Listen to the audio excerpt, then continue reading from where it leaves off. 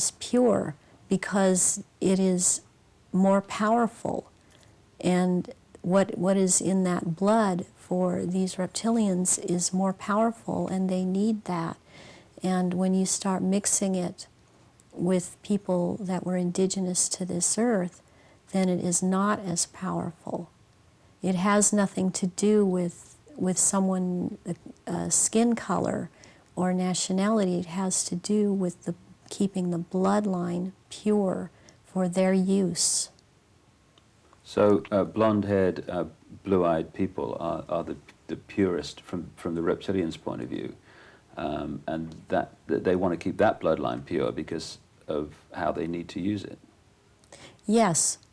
When I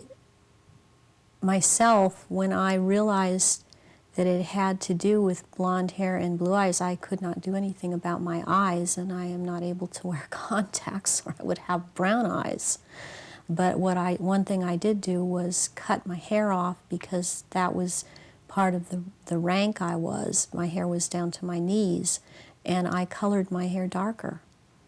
And there were times when after I did cut it off, they had gotten to me, and so the hair would be light red. But that is being in compliance with them. And I did not want to be in compliance to them. I want to expose them, and this is part of it, and I won't be what they want me to be.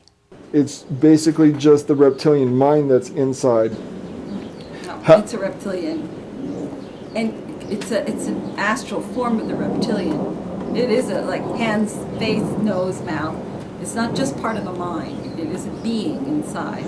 And can they materialize into the third dimension and do what Arizona Wilder told Ike they can do with your information? I believe that they can. I don't know exactly how that works, because I only know what I know from listening to people in reverse. So I do know that they can. I believe that they can do that. That the reptilian will overpower the physical in some way, and then it'll shape. I know they shapeshift, and I know that the reptilian will become visible, and because many people have seen them when they're in that halfway changing.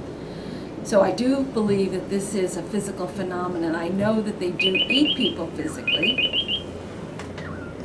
Let's talk about some other famous figures and what you've heard or know about them. Have you heard anything mentioned about the Pope? Yes. The Catholic Church is, it's ripe with that reptilian energy. Nobody gets to be in that kind of a position of world power without a reptilian within, I would say.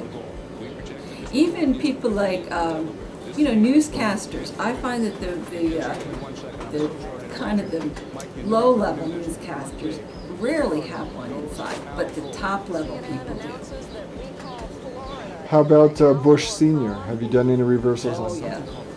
What do you hear from him? He's very, very much overwhelmed with this thing inside of him.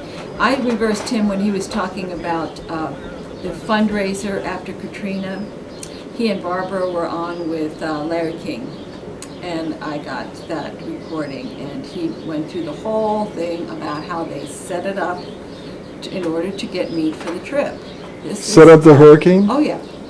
They revved it up, and they directed it to this poor black area of New Orleans. And even Barbara says, you won't care because they're black. And it's all about the meat, and collecting the meat. But the echelon attitude here, the needs of the few outweigh the needs of humanity. And sorry, that just isn't right.